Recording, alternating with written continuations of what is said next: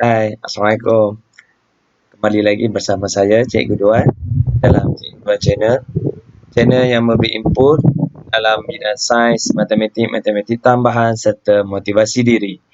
Okey, hari ini Cikgu nak bincang tentang topik 2, nutrisi dan pengeluaran makanan. Okey, kita kembali selepas ini.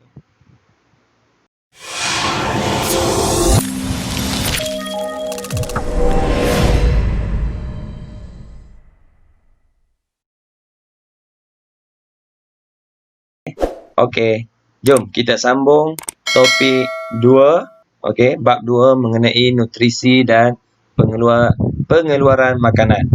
2.1 menilai kepentingan amalan pengambilan nutrisi yang baik. Okey. Okey, kita tengok yang pertama, nilai kalori kelas makanan yang berbeza. Apa itu nilai kalori? Nilai kalori ialah kandungan tenaga dalam sesuatu sampel makanan apabila 1 gram makanan dioksidakan dengan lengkap. Okey, diukur dalam unit kalori atau kilokalori. So, 1 kalori bersamaan 4.2 joule ataupun 1 kilokalori bersamaan dengan 4.2 kilojoule. Okey, ini sebagai contoh. Okey, ni nilai kalori makanan. Contohnya karbohidrat 16.7, lemak 37.6, protein 16.7. So, semua calon SPM tak perlu hafal nilai kalori sebab setiap soalan dia akan bagi rujukan dekat kita. Berapa nilai kalori? Okey, contoh roti jenis makanan nilai kalori per 100 gram 1050 kilojoule. Okey, so contoh seseorang mengambil roti dengan kuantiti 50 gram. So berapa jumlah kalori yang diambil? Okey, so macam mana nak kira?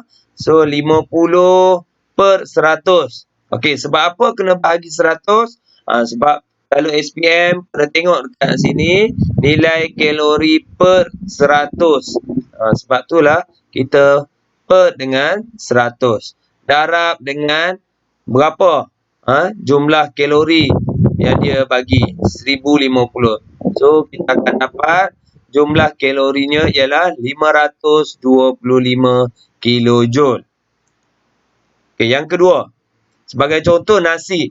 Okey, nilai kalorinya yang diberi 1500, kuantiti 200 gram. So berapa jumlah kalori dia? Sama seperti roti tadi, 200 okey per dengan 100 darab dengan 1500. So kita akan dapat 3000 kilojoule jumlah kalori dia. Okey. Seterusnya ayam. Ayam diberi 800 nilai kalori. So diambil sebanyak 50 gram. So jumlah kalori macam mana nak kira? 50 okey, kuantiti tadi per dengan 100 darab dengan 800. So kita akan dapat 400 kilojoule. So ini contoh pengiraan. So semua calon SPM kena pandai macam mana menggunakan kalkulator untuk bahagi dan darab. Okey, kita tengok. Seterusnya susu. Okey, kuantiti 500 gram. Diberi nilai kalori per 100 1400. So macam mana kita nak buat? Sama juga 500 per dengan 100. Okey, darab dengan 1400. So kita akan dapat 7000 kilojoule. Ini adalah contoh-contoh. Okey, kalau seseorang mengambil makanan, tak kisahlah pagi ke, tengah hari ke, so kita total semua jumlah kalori ni. Okey, seterusnya, faktor yang mempengaruhi keperluan kalori. Okey, yang pertama, jantina. So, lelaki ataupun perempuan yang mana yang perlu ataupun lebih memerlukan kalori ataupun tenaga? So, of course lah, lelaki. Lelaki lebih memerlukan tenaga berbanding perempuan. Sebab apa? Sebab saiz badannya lebih besar ataupun lebih aktif. Lelaki ni lebih aktif berbanding perempuan. Okey, yang kedua, umur. Okey. So, umur kanak-kanak remaja memerlukan lebih tenaga berbanding orang lebih tua. Okey, sebab apa? Kanak-kanak remaja ni untuk pertumbuhan ataupun kadar metabolisme dia tinggi. So itu dia. Yang ketiga, faktor yang mempengaruhi ialah saiz badan. Saiz badan macam mana? Orang yang bersaiz besar memerlukan lebih tenaga kerana kadar metabolisme mereka lebih tinggi berbanding dengan orang yang berbadan saiz kecil. Okey, yang keempat, aktiviti fizikal. Pekerja yang lebih aktif memerlukan lebih tenaga berbanding dengan pekerja yang hanya duduk di pejabat sebagai contoh. Buruh lebih memerlukan banyak tenaga ataupun kalori berbanding kerani. Itu sebagai contoh. Okey. Ni lebih tenaga berbanding tidur. So tidur tak perlukan tenaga, tidur je. Berbanding yang jogging dan sebagainya. Keadaan kesihatan. Sebagai contoh, keadaan kesihatan, seorang yang sakit dengan orang yang lebih sihat. So, pesakit memerlukan lebih tenaga. Untuk apa? Untuk melawan penyakit. So, kita jangan ingat bila sakit, kita tak perlu makan banyak. Sepatutnya yang sakit lagi perlu banyak kalori ataupun tenaga yang diperlukan untuk melawan penyakit. Contoh dia. Seterusnya, yang keenam. Yang keenam, suhu persekitaran. Okey. Kita boleh compare kawasan yang sejuk dengan kawasan yang panas. Yang mana yang lebih memerlukan kalori ataupun tenaga? So, of course lah, orang yang berada di persekitaran yang lebih sejuk memerlukan lebih tenaga untuk mengekalkan suhu badan. Okey. So, bila makan, kalori bertambah. So, pada masa yang sama, badan dia menjadi panas. Okey. So, kita ada 6 faktor yang mempengaruhi keperluan kalori. So, semua calon SPM, ni, wajib ingat. Okey, so, ada 6 faktor. Seterusnya, kita pergi kepada masalah kesihatan yang berkaitan dengan nutrisi. Okey, apa yang akan berlaku? Malnutrisi berlaku kerana kekurangan gizi atau terlebih nutrien. Okey, kita tengok penyakit apa. Okey, yang pertama, penyakit marasmus. Okey, penyakit marasmus ni penyakit apa? Gejala dia kurang berat badan, tangan dan kaki kurus. Okey, sebab apa? Sebab kekurangan karbohidrat.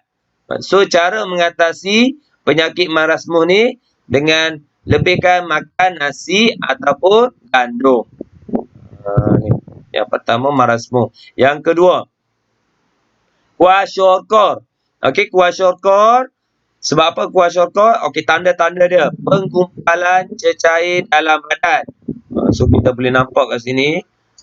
Perut orang kata kanak-kanak ni buncit atau ni di kawasan abdomen. Okey, disebabkan kekurangan protein. So, macam mana nak atasi kwashiorkor? Okey, cara atasinya dengan lebih makan susu, ikan ataupun daging. Okey. Yang ketiga, rabun malam. Okey, rabun malam mungkin kurang orang kata tak jelas. Contoh driving waktu malam. So, sebab apa? Sebab kurang vitamin A. So, macam mana nak atasi dia? So, banyakkan makan telur kuning ataupun cheese. Tu rabun malam. Penyakit seterusnya, beri-beri. tiada selera makan, lemah anggota badan. Okey.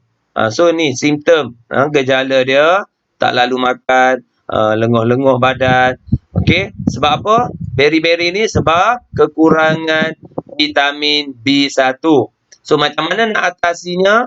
Kita banyakkan makan telur, kacang ataupun hati. Tu contoh dia. Seterusnya, penyakit pellagra. Okey, sebab apa? Simptom dia cirit-birit, hilang ingatan dan berat badan. Yang ni yang kita tak mau. Okey, sebab apa? Kekurangan vitamin B3. Okey, macam mana nak atasinya? Kita makan telur kuning dan sayuran serta hati. So melebihkan yang ni. InsyaAllah tak ada penyakit pellagra. Okey, seterusnya penyakit scurvy. Okey, macam mana gejala dia? Okey, gusi berdarah. Okey, boleh tengok gambar ni, gusi berdarah dan bengkak. Okey, sebab apa? Kurang vitamin C. So banyakkan makan buah-buahan dan sayur-sayuran.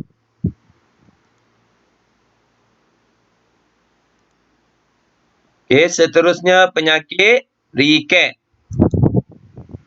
Okey, riket macam mana? Tulang lembut dan berkaki pengkak. Okey, pengkak nampak. Okey. So sebab apa? Kekurangan vitamin D, kalsium dan fosforus. So kalau melibatkan tulang, tak boleh lari dengan kalsium.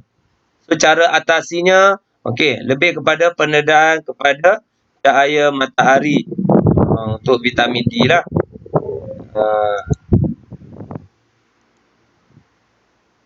Menilai kepentingan amalan pengambilan nutrisi yang baik. Okey, penyakit yang disebabkan oleh tabiat makan yang tidak sihat. Okey, kita tengok. Tabiat makan yang tidak sihat kalau terlebih. Okey, kalau terlebih makan, okey, contoh, terlebih makan pun bahaya, akan menyebabkan penyakit obesiti ataupun kegendutan. Seseorang yang mempunyai 20% lebih berat berbanding berat badan normal. Okey. Kesan dia, risiko tinggi mendapat penyakit diabetes, kencing manis, darah tinggi dan sakit jantung. Kesan dia, kalau lebih makan. Cara atasi obesiti macam mana? Kurangkan pengambilan lemak dan karbohidrat, tambahkan pengambilan buah-buahan dan sayur-sayuran, banyakkan lakukan senaman, exercise kena banyak. Lebihkan buah ataupun sayur-sayuran. So itu cara dia. Tak ada cara lain dah. Yang ni je. Cara untuk kurangkan obesiti. Seterusnya, kalau kurang makan, apa yang jadi? Tadi lebih jadi obesiti. So kalau kurang, kita akan kena penyakit anorexia nervosa. Apa dia anorexia nervosa ni? Okay, penyakit psikologi yang disebabkan oleh perasaan bimbang tentang pertambahan berat badan dan tidak makan langsung. So lebih kepada mental, psikologi di mana seseorang tu dia nak kurus.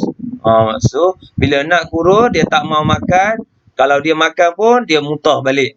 Ni penyakit ni, anorexia nervosa. Nampak? Kurus gambar dia. Okey, kesannya sangat kurus. So last sekali akan menjadi tekanan perasaan. So macam mana nak atasinya? Pengambilan diet seimbang, okey, dan dapatkan nasihat doktor. So ni cara dia. Okey, nasihat doktor. So mungkin dia lebih kepada psikologi, so dia perlukan nasihat doktor. Okey, so ini ada dua penyakit yang disebabkan tabiat makan yang tidak sihat. So macam mana, bagaimana arteriosklerosis terbentuk? Okey, kita tengok. Disebabkan oleh pengambilan daging dan makanan bergoreng secara berlebihan yang mengandungi lemak tepung. So lemak tepung ni kita tak mau. Dan kolesterol yang berlebihan. So kalau kolesterol lebih, lemak tepung lebih, jadilah penyakit arteriosklerosis. Okey, peringkat pertama kita tengok. So peringkat pertama, okey, apa yang jadi? Ni. Okey. So mula terbentuk kolesterol, ni saluran darah. Okey. So kolesterol mula terbentuk di saluran darah. Okey. So makin lama makin banyak kolesterol terkumpul. Okey. So setakat ni tingkat kedua, darah okey boleh mengalir lagi. Okey. Peringkat dua pun nampak semakin sempit laluan darah mengalir ni. Peringkat ketiga, third stage, arteri menjadi semakin sempit menyebabkan pengaliran darah semakin perlahan dan akhirnya tersekat. So yang ni yang kita tak mau. So makin lama makin sempit, makin lama makin sempit. Last sekali darah tak boleh mengalir. So yang itulah berlaku angin ahmar ataupun stroke. So kalau berlaku dekat otak, so jadi lumpuh. So yang ni kita tak mau. Okey. Akhirnya darah tak boleh mengalir. Nutrisi dan tabiat makan yang baik. Okey. So kita perlu apa? Amalkan tabiat makan yang baik dengan mengambil diet seimbang yang mengandungi kesemua kelas makanan dalam jumlah yang betul. Okey, itu gizi seimbang. Mengikut keperluan tubuh badan seperti yang ditunjukkan dalam piramid makanan ni. Okey. So yang paling atas kita kena kurangkan. Yang paling bawah, bawah sekali tapak piramid ni, yang ni kita kena lebihkan. Okey, sebagai contoh, bawah ni makanan yang berkarbohidrat, makanan kandung. Okey, yang kedua buah-buahan dan sayur-sayuran. Okey, dan yang ketiga daging ataupun makanan tenusu. Dan yang keempat, okey, lemak dan gula kita kena kurangkan. So ini dia tabiat makanan yang baik, gizi seimbang. Okey, itu saja dari cikgu. Cikgu harap video ni bermanfaat kepada calon-calon SPM serta guru sains yang lain. Okey, jangan lupa jika anda suka video cikgu, jangan lupa like, share dan subscribe dan tekan loceng di bawah. Assalamualaikum.